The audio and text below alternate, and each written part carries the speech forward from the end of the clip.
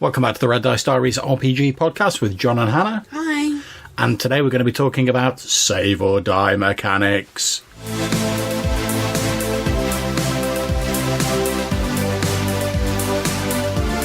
Okay, so the idea for today's episode came from one of DBJ's live streams that I was watching today. If you want to get some great RPG ideas, DBJ does live streams pretty much every day, and I'll put a link down to the episode that I'm talking about in the description.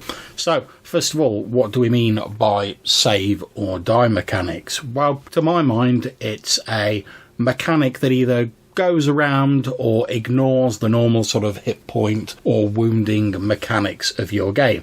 Essentially, you get one roll. If you fail it, you're dead. That's it. So where do we find save or die mechanics? I'm mainly going to be referring to sort of D&D-esque games in this.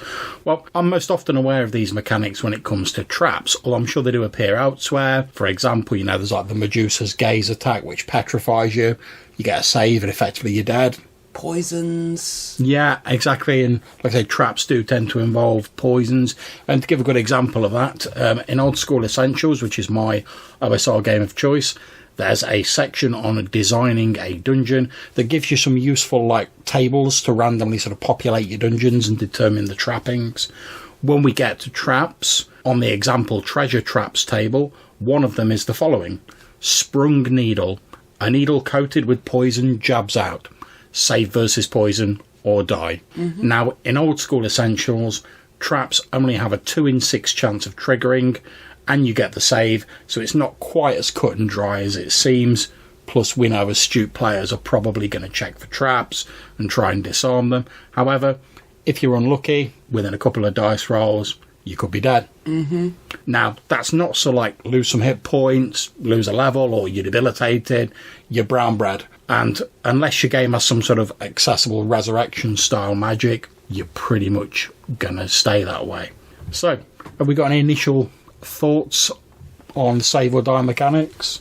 It's not something I use at all as far as I can think, unless I've specifically told the player characters, if you do that, you're going to have to make some sort of save versus death. Yeah, I think for myself, I'm a little bit conflicted about it, to be honest. I get that they're supposed to emphasise, it's like adventuring, particularly in old school D&D, which is where you find a lot of these. It's brutal, it could be unpleasant. Most heroes don't make it to high level, that's why you've only got a few high level heroes. I think the reason I don't tend to use them is because I don't really like those sort of throwaway characters. And you do need to have a lot of throwaway characters for a game with a lot of save or die mechanics. Yeah. To actually run as a game, you cannot get attached to your characters. Yeah, I think for me as well, one of the sort of, and I'm going to present downsides and upsides to it. One of the things for me is that I understand why they might be sort of part of old school games and they're part of that old school vibe, but to me, it's just not a very interesting death. Now, don't get me wrong, I get that all deaths aren't going to be glorious last battles against overwhelming gods, falling beneath 100 orc blades as you're screaming your defiance at the Dark Lord or whatever. But just a roll or two and sorry, the dark's poisoned you, you're dead, roll another character, isn't particularly interesting. Also, I can appreciate that, in games where resurrection magic's maybe a bit more available, the edge gets taken off them a little. So, yeah, you get killed, it might cost you a load or you have to do a quest or whatever, but you get the person resurrected or reincarnated. But since I don't use those magics in my game, in the games I run, when you're dead, that's it. I'm probably a little more hesitant when it comes to save or die mechanics because that's literally it. Well, yeah, and I expect that's part of why you don't use the save or die, because you don't like the resurrection magic. Yeah. Because that's an out for too many other things as well. Yes, it is, yeah. Okay, so let's have a quick look at the potential good points of save or die mechanics. So first of all, we've touched on it a little bit, but I'm going to throw in there that it reinforces this brutish and often unfair lifestyle that adventurers subject themselves to in return for that promise of wealth, power, or whatever motivates them to become an adventurer. And as we said earlier, there's a reason there's not a million level 20 wizards knocking around in most campaign worlds, except for the Forgotten Realms. And I think part of the reason for that is being an adventurer, that's a dangerous thing. So whilst there's probably loads of level 1 adventurers, I think there's probably maybe, and I'm just pulling figures out of my backside here, probably maybe half of them get to level 2, then half of them get to level 3, until you get to the higher levels, and there's only 1 or 2 people who make it to those higher levels. So I think it reinforces that, and it makes sense within the the metrics for certainly for a D&D style world.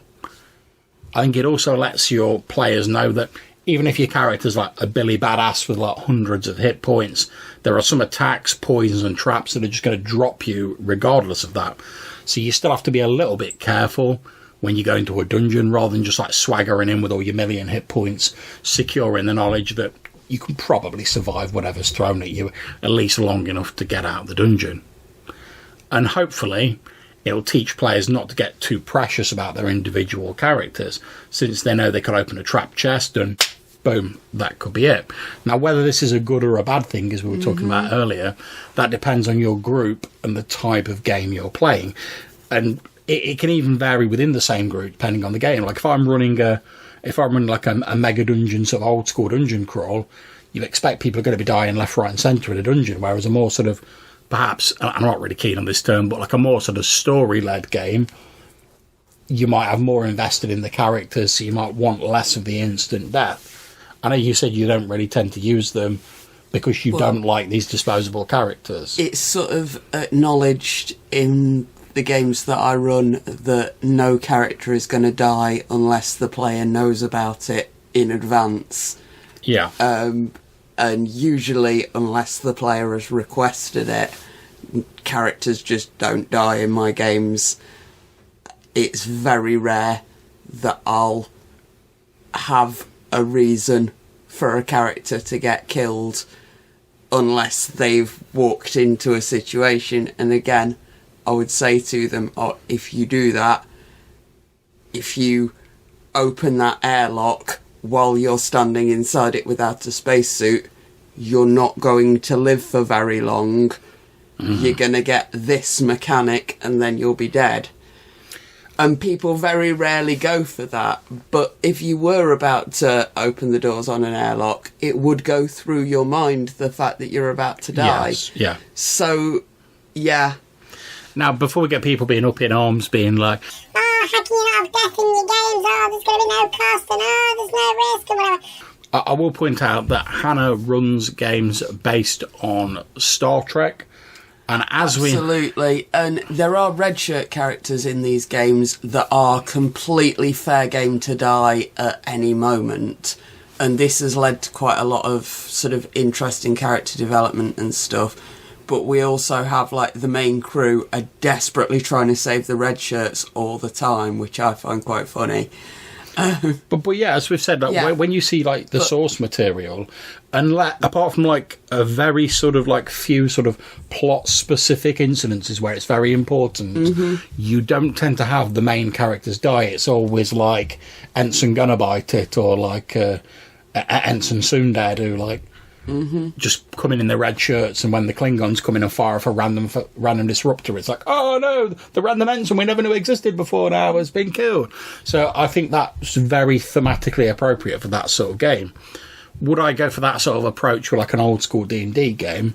Absolutely not. No, definitely not. And I think one of the things to bear in mind when we're talking all about this is that all of this is related to the sort of game you're running and the the milieu that you're running it in. So what's appropriate for a story-led Star Trek game isn't going to be the same as what's appropriate for an old school D&D game by any means. And we're coming at it from slightly different angles because I tend to run the old school D&D style game. Hannah runs the more story-led Trek games.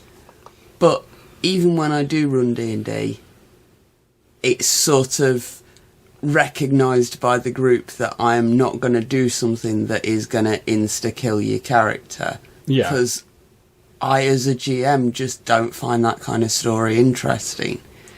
If there's something that's going to insta-kill someone, it's going to get one of the NPCs, and it's going to be there for a story point, even if it's just killing off one of your hirelings to remind you that, yeah, this is a very, very dangerous dungeon, and if you go into a combat, if you spring a trap that I've got there, then your character might die. But I wouldn't just insta-kill out of nowhere with a trap or something a main character, a player character rather. Yeah, and I think you make a very important point there, and it's basically the fact that, like, let's face it, D&D, so as it is fairly sort of generic, and I don't mean that in a bad way. I mean that you can run a lot of different types of fantasy, ostensibly using the same rules. So in this case, I prefer like the slightly grimmer, almost like Warhammer Fantasy roleplay style sort of D&D. You know, everything's a bit grimy and like horrible, whereas Hannah prefers like the slightly higher fantasy sort of stuff. Well, if I'm running games, it's going to be one of three things. It's going to be either a family story that's all sort of human interest, civil rights sort of themes. It's going to be a big ethical dilemma about whether or not two groups should go to war or should do whatever horrible thing that's going on in the real world that stresses me out. Or it's going to be a creepy horror dungeon crawl type scenario. And if it's the creepy horror dungeon crawl type scenario, the players are going to know that within the first 5 minutes of the game, and they're going to know that the rules are slightly different to when it's a highbrow sort of drama compared to something that's supposed to be scary and full of horrible things that are going to kill you. Whereas most of my games are like, the world's gone to darkness is rising. What you got to do about it, sucker? And obviously that's a very broad sort of stroke sort of things. We all try and like vary it a bit, but those are our sort of like key things we do. So even within D&D, we're both running D&D, we have very different approaches to it, and that reflects how more or less likely you're going to use these things. Now, when it comes to, I think the final thing I'll say for like good points when it comes to like save or die mechanics is that it does encourage players to search for traps and to check objects before just opening there. Now, and I'm not saying either approach is necessarily better than the other, they're just different, but if you're playing in a game where you know that like you're not really going to die like instantly, you can like flip open treasure chests left, right and centre, that's fine. At worst, you're going to be like, oh, I've taken some weird curse effect, or I've taken some hit points of damage or whatever. Whereas if you're playing a game where you're like, each treasure chest you open, you're like, oh, this could be like the last thing I do with this character. You're going to have a very different approach to opening that. You're going to be tapping it with your 10-foot pole. You're going to be getting the dwarf in to like check the masonry.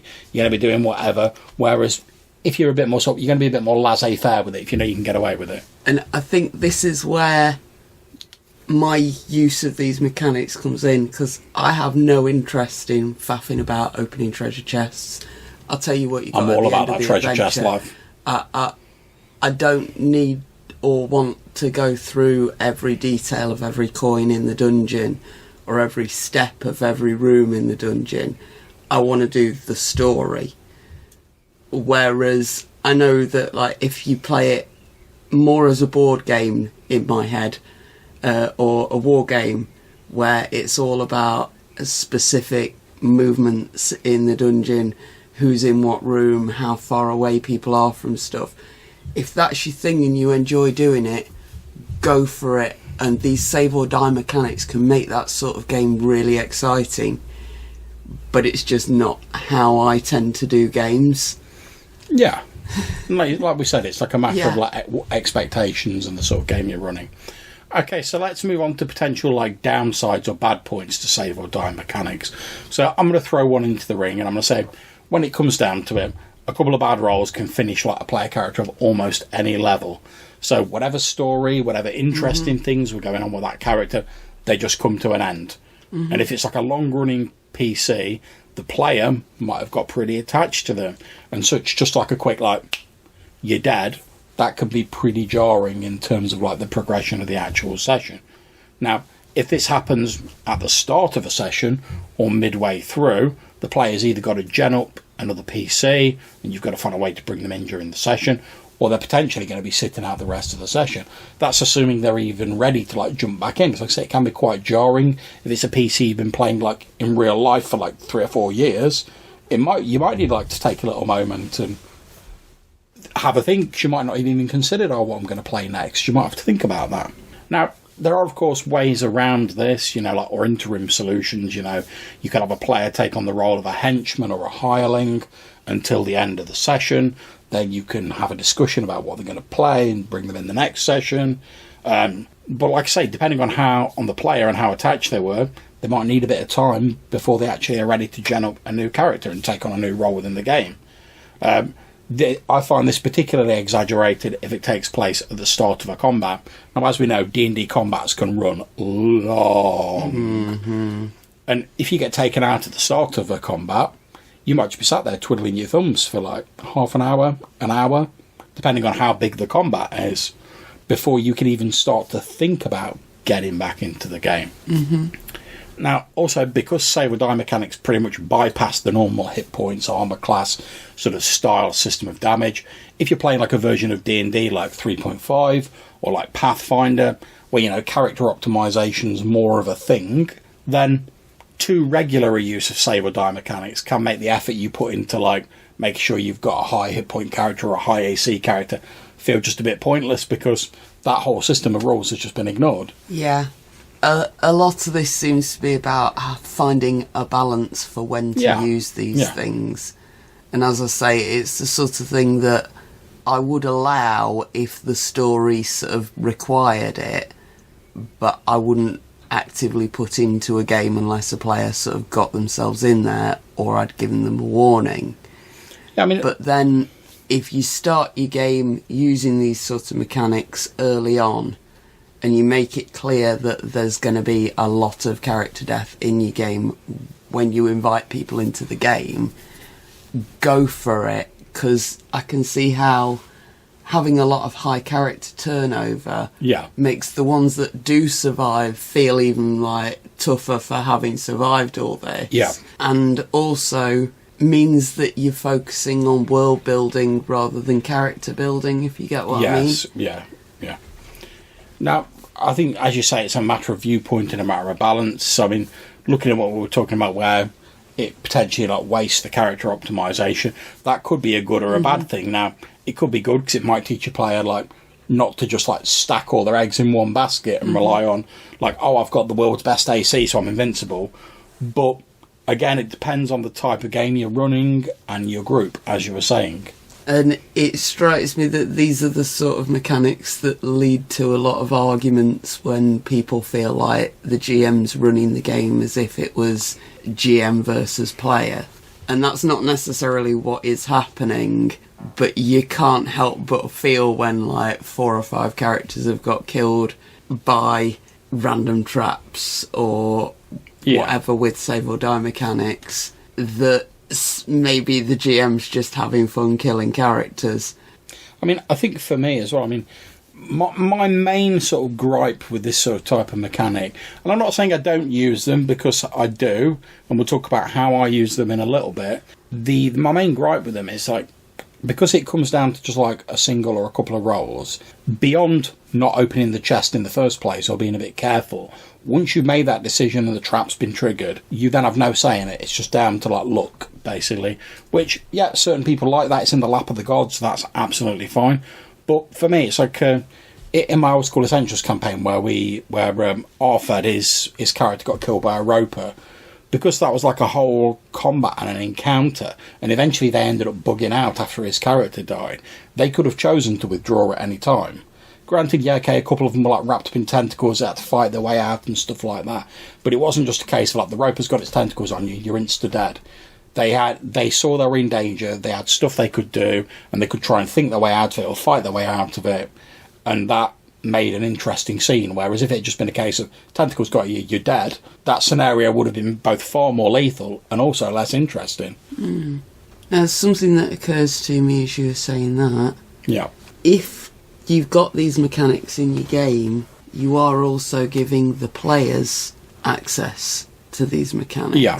So, because it doesn't have to be a trap, it can be an assassin, it can be Poison. poisoning your food, Yeah. it can be snake biting you as you're walking through a garden. Yeah. It could be all manner of different things that lead to a save or die. It could be a meteorite dropping out of the sky. But once it's there in the game, the players then have the chance to use it against their enemies. Oh yeah, because you can bet So- if there's a poison, the first thing the players will do is like, can we harvest that poison? Absolutely. So again, it gives you the chance to take out an enemy that's vastly superior to you in many other ways by just forcing them into a save or die mechanic Yeah. of whatever type you like. You could push them off a cliff. You could send an assassin after them with a poison crossbow. Yeah, I think you're absolutely right. Anything the NPCs can get, the players will try and get their hands on.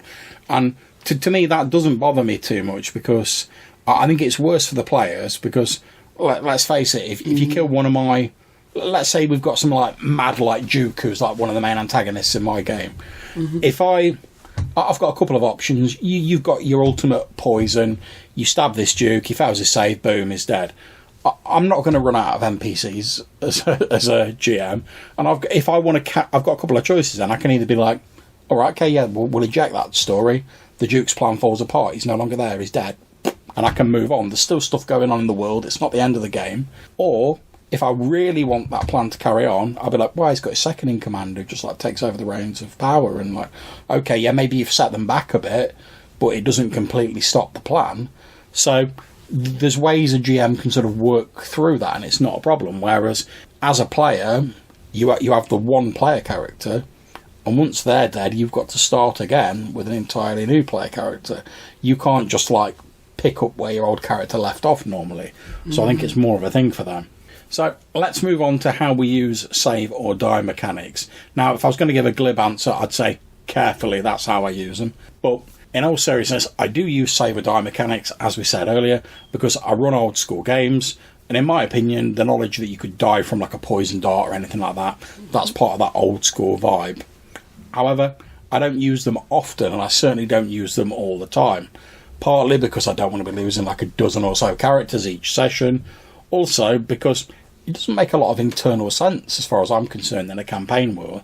I mean, to use the dart trap as an example, unless you're planning on never going back to your treasure chest, are you really going to risk putting a dart trap on it that's so lethal that, like, if you come back a few years later and you forgot the precise method for unlocking it, or you happen to be a bit clumsy that day, it might stab you and insta-kill you? Are you really going to risk that? Or are you just going to put a better padlock on it? Or are you going to put a puzzle lock on it? Because, you know, wizards love them puzzle locks. Now, with monsters that have like a save or die attack, like a Medusa, like you look at it, petrified and turned to stone. If there were too many of them, they would have depopulated vast swathes of your campaign world. Because they'd have just been roaming around, like killing stuff left, right and centre with the greatest ease. I mean, if you think these save or die attacks can just like take down a lot of an adventurer, what chances old like Farmer Giles got, like in his cornfields or whatever? None, that's what chance he's got. And since your campaign world hasn't been like depopulated to that vast amount, it would stand to reason to me that like monsters with that level of attack are pretty rare, or they're like confined to a small area. I mean, so take like the classic sort of myth of like the Medusa, you know, when like Perseus goes to fight Medusa and like he confronts her in a lair and the statues spread about of all the people who've come to defeat her. Now, if you think about it, unless Medusa was tied to that lair for some reason, why aren't there like vast swathes of Greece where there's like no like living people? There's just statues everywhere. It doesn't make a great deal of sense. So I try and keep that sort of like creature on the down low. Another thing I tend to do is I warn the players if there's a potential for save or die in a session. And now, I know I'm risking my sort of OSR card there, and I know some people are going to be up in arms saying, Oh, dude, that's weak. Surely the characters wouldn't know, isn't that a bit meta? and you know what? Yeah, it is, but so what? If it results in a more satisfactory experience for myself and the players, I don't mind that, and it also sets expectations accordingly. Yeah. If I say to them at the start, oh, there's a potential for save or die in this session, someone just like blunders straight in, flips that treasure chest open, in goes the dart, I'm like, sorry, you failed your save, you're dead. They can't come back and be like, oh, what, I didn't know, what's going on? Because I'll be like, do you remember at the start of the session when I said like potential for save or die? and I'm covered. That's grand. And to be fair, like I say, I don't mind getting a bit meta if it means we all have a better game, because that's what we're there for at the end of the day. We're all there to have fun. And the last thing I'll say, and the way I tend to use them, is having a system in place to deal with any sudden character deaths that do occur, which I think is very important. Now, in my online game, we have a scheduled break, so normally about halfway through, where we can get drinks, use the facilities, etc. It normally lasts from like 10 to 15 minutes. If we've got a character death in the first half of the session, I wrap up the combat or the immediate situation that's going on, and then I pull the break forward. Everyone else can go off, have a drink, whatever.